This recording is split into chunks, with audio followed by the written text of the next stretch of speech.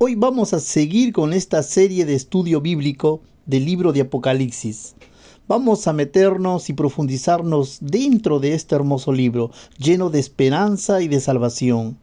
Ya vimos anteriormente en el primer video, el cual hablamos de un tema muy importante, y es el tema del concepto de la verdad presente. Hoy vamos a continuar con este segundo video, con esta serie del libro de Apocalipsis y el mensaje de los tres ángeles. El tema para hoy es el Evangelio eterno. Así que vamos a tomar nuestras Biblias y vamos a leer el primer versículo número 6 del capítulo 14 de Apocalipsis. Vi volar por en medio del cielo a otro ángel, que tenía el Evangelio eterno, para predicarlo a los moradores de la tierra, a toda nación, tribu, lengua y pueblo. Bueno, una de las cosas que nosotros entendemos cada vez que vamos a estudiar un texto bíblico es ubicarnos en el contexto en el cual se escribió este libro. Un estudio a fondo de la palabra de Dios no se lee bajo textos aislados, porque un texto forma parte de un contexto general. Hay muchas malas interpretaciones bíblicas justamente por aislar un texto de su contexto. Muchos hacen que Pablo diga lo que nunca dijo.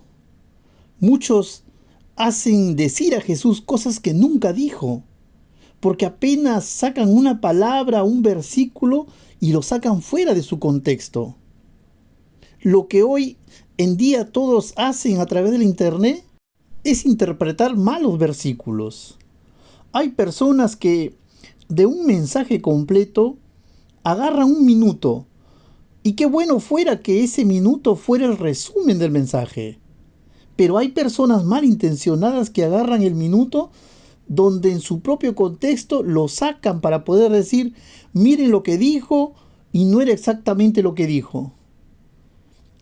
Ese trecho que ellos cortaron era parte de un tema en general. Obviamente que hay personas que agarran partes específicas también donde el mensaje sí se entiende, pero hay otras personas que cortan una parte donde está dentro de un contexto mayor para hacer decir lo que nunca se dijo. Eso es parte de hoy en día. Así se aplica la Biblia hoy en día. Pero es triste cuando eso también se lo lleva a las Sagradas Escrituras. La Biblia se tiene que leer, hermanos, todo el texto en su contexto inmediato. ¿Y cómo se encuentra el contexto? El contexto es fácil de poder encontrar. Por ejemplo, hoy estamos leyendo Apocalipsis capítulo 14, versículo 6. El contexto puede ser a partir del versículo 1. El contexto puede empezar a partir del versículo 13 también. El contexto puede empezar a partir del versículo 12 y etcétera, etcétera.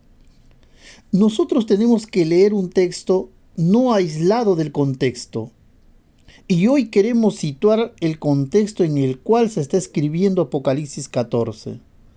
Si nosotros revisamos todo el libro de Apocalipsis, vamos a encontrar varias series específicas. Por ejemplo, en el capítulo 1 encontramos los 7 espíritus de Dios que representan la plenitud del Espíritu Santo. En el capítulo 2 y 3 encontramos el ciclo de las 7 iglesias. En el capítulo 4, 5 y 6 encontramos el ciclo de los 7 sellos. Luego vamos a encontrar 7 trompetas. Cada ciclo está dentro de un contexto, de un comienzo y de un fin. Solo que cuando llegamos al capítulo 12 del libro de Apocalipsis, hay un paréntesis. Y a esto se le llama el quiasmo, o sea, dentro del estudio teológico. ¿Qué cosa es el quiasmo? Es el centro, es la cumbre, es la cima, es la razón por el cual se escribe el libro. Y Apocalipsis capítulo 12, 13 y 14 forman parte de este centro. ¿Y cómo comienza el capítulo 12? Vamos al capítulo 12 para poder situar el mensaje de los tres ángeles. Apocalipsis 14 comienza con una revelación o señal distinta. Dice el versículo 1: apareció en el cielo una gran señal, una mujer vestida de sol con la luna debajo de sus pies y sobre su cabeza una corona de 2 estrellas. Fíjense la cantidad de características que se coloca para esta mujer. Por otro lado, vamos al versículo 3. También apareció señal en el cielo. He aquí un gran dragón escarlata que tenía 7 cabezas y 10 cuernos, y en sus cabezas 7 diademas, y en su cola arrastraba la tercera parte de las estrellas del cielo, y las arrojó sobre la tierra. Y el dragón se paró frente a la mujer que estaba para dar a luz, a fin de devorar a su hijo tan pronto como naciese. Lo importante, hermanos, de estas profecías es que ellas no nos dejan sin luz, así para poder interpretarlas según nuestro capricho. Es fácil identificar de quién se está hablando. Ahora, si vamos al versículo 7, donde dice: después hubo una gran batalla en el cielo. Miguel y sus ángeles luchaban contra el dragón, y luchaban el dragón y sus ángeles. Pero no prevalecieron, ni se halló ya lugar para ellos en el cielo. Y fue lanzado fuera el gran dragón, la serpiente antigua, que se llamaba Diablo y Satanás, el cual engañaba al mundo entero. Fue arrojado a la tierra, y sus ángeles fueron arrojados con él. O sea, el dragón que se para frente a la mujer, el mismo capítulo dice que es Satanás, o sea, el diablo. Más acá aparece con ciertas características, con 7 cabezas, y la palabra cabeza en la Biblia representa a reino cuando dice que aparece con 7 cabezas. Nosotros en la historia encontramos 7 reinos que persiguieron siempre al pueblo de Dios. Comenzando con Egipto, que oprimió al pueblo de Israel con más de 400 años. Luego nos vamos a Siria y luego a Babilonia, Medo-Persia, Grecia y finalmente a Roma.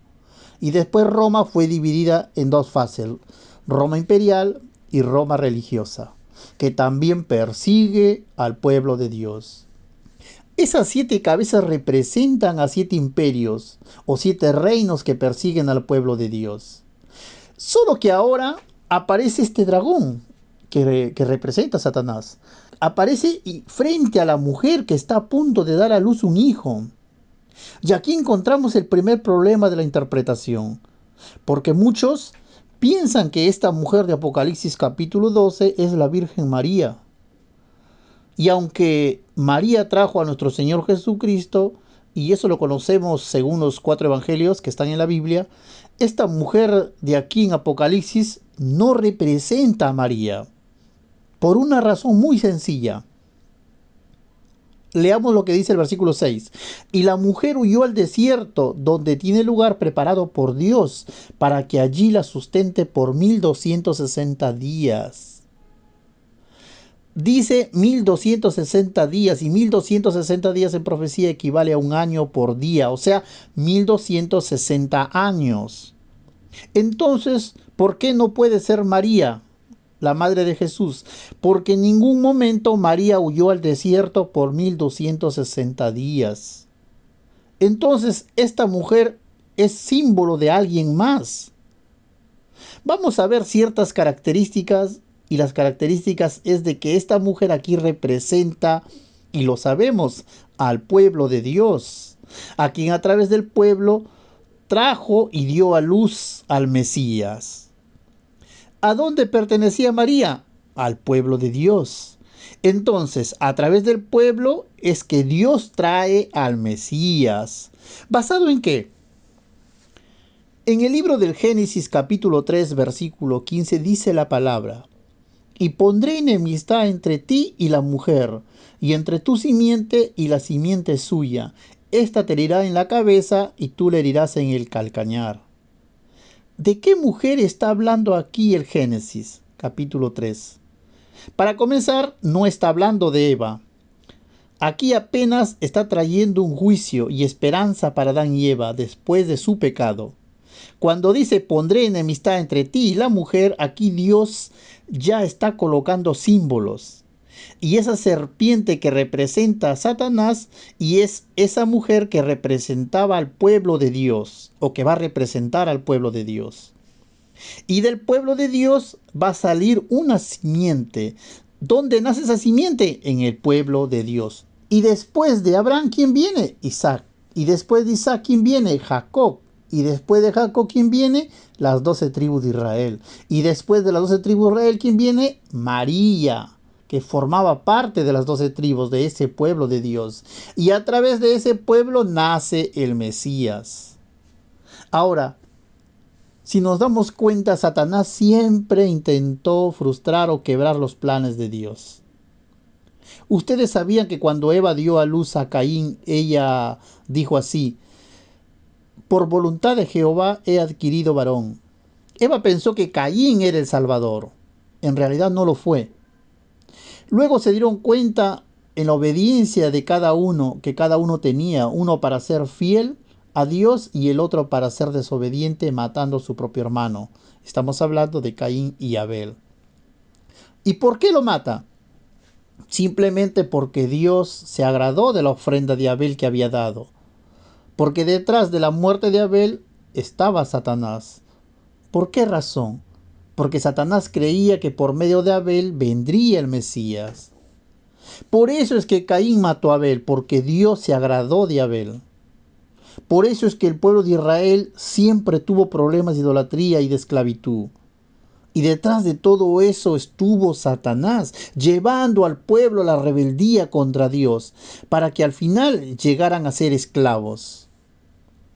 ¿Cuál fue la intención de Satanás? Que no venga el Mesías. Todo lo que nosotros vemos de lo que pasó en el antiguo pueblo de Israel era el plan de Satanás para impedir la llegada del Mesías. Porque él conocía desde el Génesis capítulo 3 que alguien saldría de la simiente y que le pisaría la cabeza. Y ese alguien, ¿quién sería? Nuestro Señor Jesucristo. Por eso cuando Jesús nació allá en Belén, el rey Herodes mandó a matar a todos los niños menores de 2 años. Tantos niños murieron y la intención no era matar niños, sino era matar a Jesús. Por eso es que dice, este dragón se paró frente a la mujer para cuando ésta dé a luz devorase al niño. ¿Y lo consiguió? No lo consiguió, porque ahí aparece el ángel y le dice a José y a María, huyan para Egipto. En este gran conflicto que se presenta, donde Satanás quiere interrumpir el plan de Dios para que no llegue el Mesías, aparece una figura de una mujer vestida de sol con la luna debajo de sus pies. ¿Y qué características tiene? 2 estrellas sobre su cabeza, que significa victoria del pueblo de Dios a través de ¿quién? De las 12 tribus. 2 estrellas sobre su cabeza, y esas 2 estrellas significa la victoria del pueblo de Dios. Estrella y corona es igual a victoria del pueblo de Dios a través de toda la historia. 12 tribus en el Antiguo Testamento y 12 apóstoles en el Nuevo Testamento. ¿Qué significa el sol? Malaquías capítulo 4 versículo 2 nos dice que el sol representa a Cristo, representa la justicia divina. Esta mujer o este pueblo elegido por Dios está vestida de justicia. La luna debajo de sus pies es donde está cimentada la iglesia, ese pueblo. ¿Dónde? En la palabra de Dios. Ya David decía, lámpara es a mis pies tu palabra y lumbrera mi camino. Esa luna son los principios, es la verdad sobre el cual está sostenida esta mujer, que representa al pueblo de Dios, tanto en el Antiguo Testamento como en el Nuevo Testamento. Entonces, Apocalipsis capítulo 12 me representa la guerra, el conflicto que va a existir durante toda la historia, antes de que venga el Mesías, para impedir que Cristo naciese. Y cuando el Mesías vino, Y como Satanás no pudo derrotarlo en el desierto ni vencerlo en la cruz, ahora comienza ese conflicto a extenderse, y ya no con Cristo, porque Cristo siempre lo vence. Ahora el conflicto es con el pueblo de Dios. Por eso es que Apocalipsis capítulo 12 encontramos a la iglesia en el tiempo apostólico, en el tiempo de la era medieval, porque dice que la mujer huyó al desierto, porque los fieles cristianos tenían que salir en ese entonces de las ciudades para ir a vivir al desierto literalmente. Gente que quería ser fiel a Dios tuvo que huir, porque comenzó una persecución en la Edad Media, desde el año 538 hasta el año de 1798. Todo esto se encuentra en los libros de historia, conocido como la Edad Medieval, la Edad Oscura o la Edad de la Persecución, la Edad de la Santa Inquisición. Esas edades son de puras persecuciones. Y es ahí donde la iglesia tuvo que huir. ¿A dónde? Al desierto. Pero luego aparece en el versículo 17, dice de que el desierto volvió un remanente. Miren lo que dice mejor Apocalipsis capítulo 12, versículo 17. Entonces el dragón se llenó de ira contra la mujer y se fue a hacer guerra contra el resto de la descendencia de ella, los que guardan los mandamientos de Dios y tienen el testimonio de Jesucristo. Ahora, mucha atención entonces aquí, queridos hermanos. La mujer representa al pueblo de Dios. Ese pueblo de Dios trajo al Mesías, aun cuando Satanás quiso interrumpir sus planes. Ese Mesías derrotó a Satanás, pero Satanás, aún derrotado, porque no se daba por vencido completamente, Satanás comienza a hacer guerra. ¿A quién? Al pueblo, o sea, a la mujer. Primero lo persigue, por eso es que la mujer tiene que huir al desierto por 1260 años. Pero luego de esos 1260 años, ¿qué cosa aparece? El resto, ¿quién? El remanente. ¿Y cuál es el remanente? La misma Biblia lo dice, los que guardan los mandamientos de Dios y tienen el testimonio de Jesucristo. Entonces vamos a analizar que Apocalipsis 14 aparece luego de una persecución de 1260 años. Y ese remanente es el que tiene que predicar el mensaje de los tres ángeles. Esos son los mensajeros. Por eso hicimos este contexto, para poder entender lo que nos habla estos versículos del capítulo 14, del 6 hasta el 12. Y quiénes son los mensajeros, o quiénes son este mensaje que traen estos tres ángeles. ¿Cuál es el mensaje entonces de los tres ángeles? Es el evangelio eterno, temed a Dios, dadle gloria, la hora de su juicio ha llegado, ha caído Babilonia, adorar al Creador. Ese remanente que viene del desierto de Apocalipsis 12 tiene ese mensaje.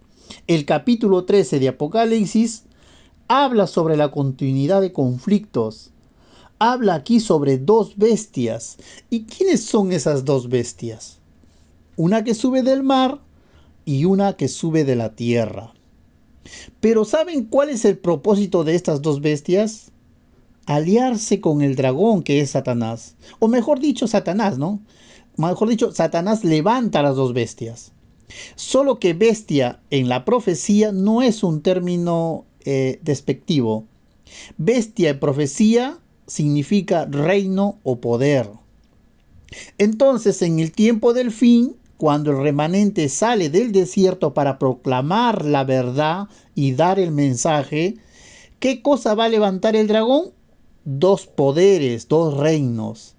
Un poder que sale del mar, o sea, de mucha gente, y un poder que sale de la tierra, o sea, de un lugar poco poblado.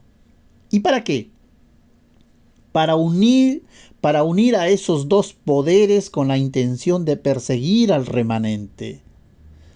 Así como dice Apocalipsis 13, versículo 10. Si alguno lleva en cautividad, va en cautividad. Si alguno mata a espada debe ser muerto. Aquí está la paciencia y la fe de los santos. Ese mismo texto, ¿dónde aparece? En el capítulo 12, versículo 17. Ahí se repite lo mismo. Entonces el dragón se llenó de ira contra la mujer y se fue a hacer guerra contra el resto de la descendencia de ella. Los que guardan, ¿qué? Los mandamientos de Dios y tienen el testimonio de Jesucristo. ¿Ven la coincidencia entre el capítulo 13 de Apocalipsis 10 y el capítulo 12, versículo 17 de Apocalipsis? Entonces se dan cuenta. Ahora aparece el capítulo 14, el mensaje de los tres ángeles. ¿Y qué hace entonces el mensaje de los tres ángeles? El mensaje de los tres ángeles es apenas el pueblo de Dios que se levantó, al cual se le llama remanente, que después de 1260 años de persecución, Dios trae nuevamente un pueblo para proclamar una verdad, dar un mensaje. ¿Y esa verdad en qué consiste? En el Evangelio eterno de Apocalipsis capítulo 14, versículos del 6 al 12. Solo que ese remanente va a hacer algo. ¿Qué va a hacer? ¿Qué cosa va a hacer? Perseguido por Satanás, así como en el antaño que ya pasó. Ese remanente va a levantar su voz, y cuando levante su voz para dar el mensaje, Satanás levantará dos aliados para poder silenciar esa voz, para poder perseguir a ese remanente. Solo que ese remanente aún no tiene un nombre específico. Ese remanente solo tiene características. Entonces, ¿cómo yo puedo encontrar el remanente que Dios levanta para el tiempo del fin? Si no es por nombre, es por características. Y aquí se encuentran las características. Por ejemplo, en Apocalipsis 12, 17 se dice que son los que guardan los mandamientos de Dios y dan el testimonio de Jesucristo. En Apocalipsis capítulo 13, versículo 10 dice que son aquellos que perseveran en la fe de Jesús. En Apocalipsis 14, versículo 12, dice que son los que tienen la paciencia de los santos, los que guardan los mandamientos de Dios y la fe de Jesús. Ahora, ¿entienden por qué necesitamos entender el contexto? ¿Cuál es el contexto general de todo esto? El mensaje de los tres ángeles, que aparece en un contexto de un gran conflicto. ¿El gran conflicto entre quién? Entre el dragón, que es Satanás, y la mujer que representa a la iglesia o el pueblo de Dios. El dragón quiere destruir primero a Jesús, pero no puede. Y como no puede destruir a Jesús, ¿a quién persigue para destruir? A la iglesia. Al final tiene ira contra quién? Contra un remanente. Y ese remanente tiene características que ya lo vimos anteriormente. ¿En qué contexto está este mensaje de los tres ángeles? En un contexto de conflicto, de guerra entre el dragón que es Satanás y el pueblo de Dios.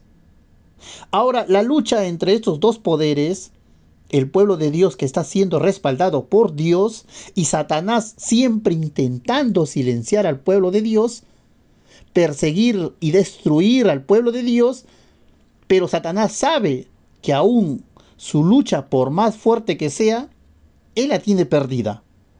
Pero aún así, él no desiste. ¿Y cuál es el centro de este gran conflicto? Entre la persecución, entre la destrucción y entre lo que Satanás quiere hacer, siempre habrá un pueblo remanente. Y ese pueblo remanente se mantendrá fiel, aun cuando se levanten poderes, aun cuando haya alianzas, aun haya leyes que puedan quebrantar su libertad. Habrá siempre un remanente, y ese remanente es el pueblo de Dios. A ese pueblo de Dios, ¿qué cosa se le dio? Practicar el mensaje. ¿Y cuál? El mensaje de los tres ángeles. Ahora, quiero hacer un énfasis de todo esto. La ira del dragón no es contra todos. La ira del dragón, según Apocalipsis capítulo 12, versículo 17, es contra un pueblo que guarda los mandamientos y tiene el testimonio de Jesucristo. Entonces, la ira de Satanás no es contra aquel que dice, Señor, te adoro. La ira de Satanás es contra el pueblo que intenta o quiere ser fiel a Dios en su corazón, con aquel que demuestra su lealtad a Dios a través de la obediencia y el respeto. ¿Por qué?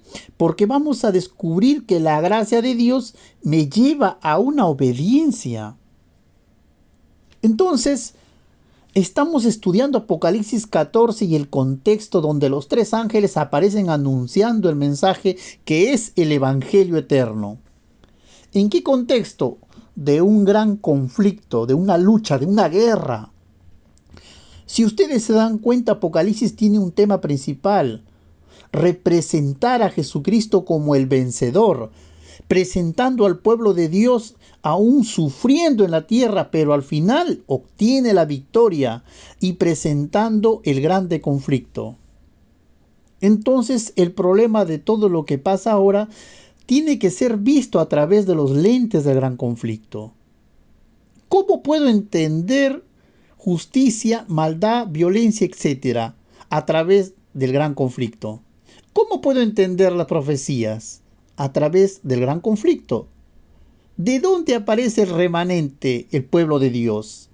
Aparece a través de las persecuciones y en medio de turbulencias, en medio de tantas cosas que Satanás levantó para destruir siempre, habrá un pueblo fiel. Ese es el remanente. Y ese remanente tiene características y tiene un mensaje. ¿Y cuál es el mensaje del remanente?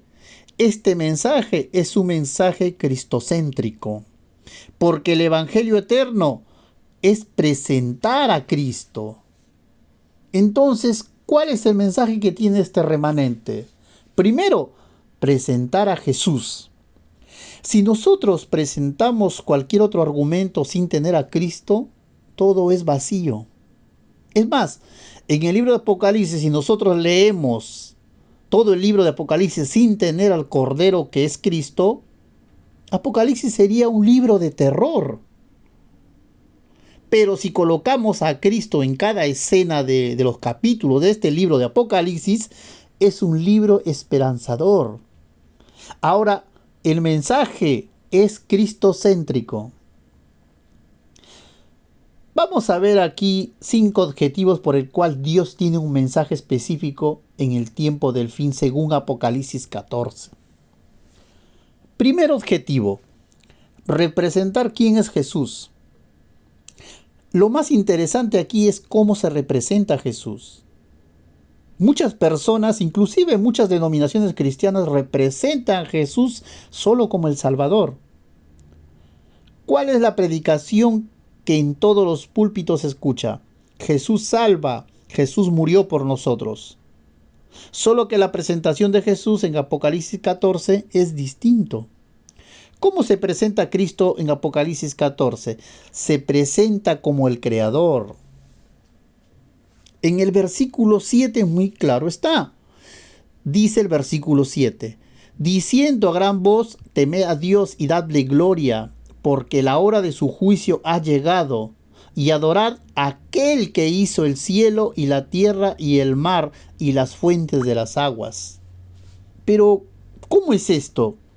¿De quién está hablando? ¿De Jesucristo mismo? Cristo es el Creador. ¿Y cómo corroboro, querido hermano, que Cristo es el Creador?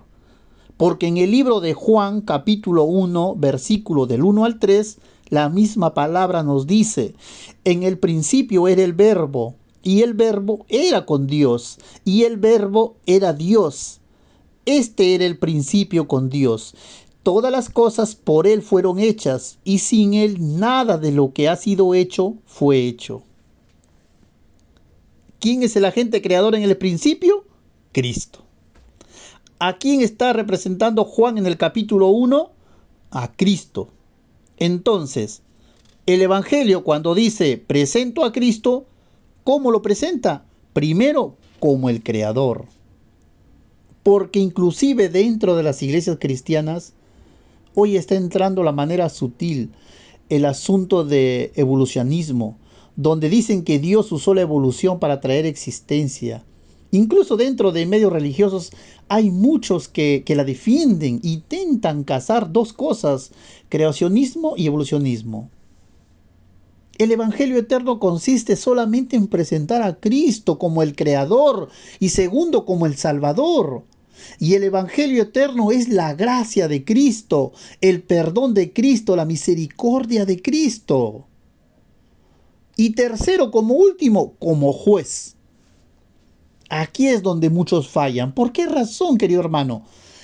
Porque dice el versículo 7, teme a Dios y darle gloria. ¿Por qué? Porque la hora de su juicio ha llegado. Muchos solamente se quedan en el Calvario, pero no van al santuario. Cristo realizó su obra en el Calvario pagando el precio de nuestra condenación. ¿Y ahí termina el plan de salvación? No. Del Calvario tenemos que dirigirnos al santuario. Por eso existe el libro de Hebreos. Y en Hebreos me dice que Cristo ahora en el santuario está realizando una obra de juicio a favor del creyente.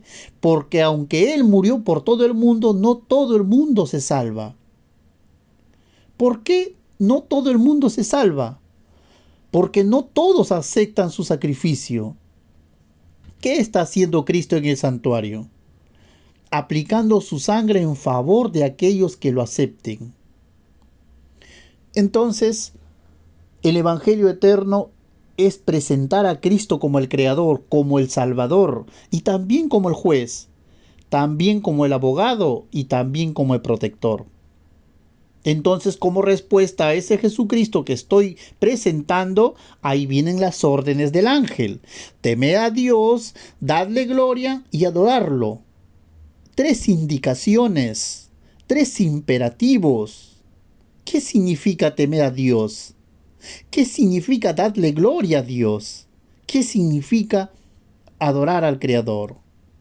Entonces el Evangelio eterno es presentar a Cristo con todo su esplendor, con amor y justicia, y que van de la mano estas dos cosas. Segundo objetivo del mensaje: preparar un pueblo para el encuentro con Dios. ¿Cuál es la intención, el objetivo del mensaje de estos tres ángeles? Primero, presentar a Cristo, pero completo, no solamente en un aspecto completo, no solamente en un aspecto completo, amor y justicia. Segundo, preparar a un pueblo. ¿Por qué se necesita preparar un pueblo? Este pueblo necesita tener por lo menos tres características. ¿Cómo se presenta a Cristo? Se le impide tener una relación con Cristo.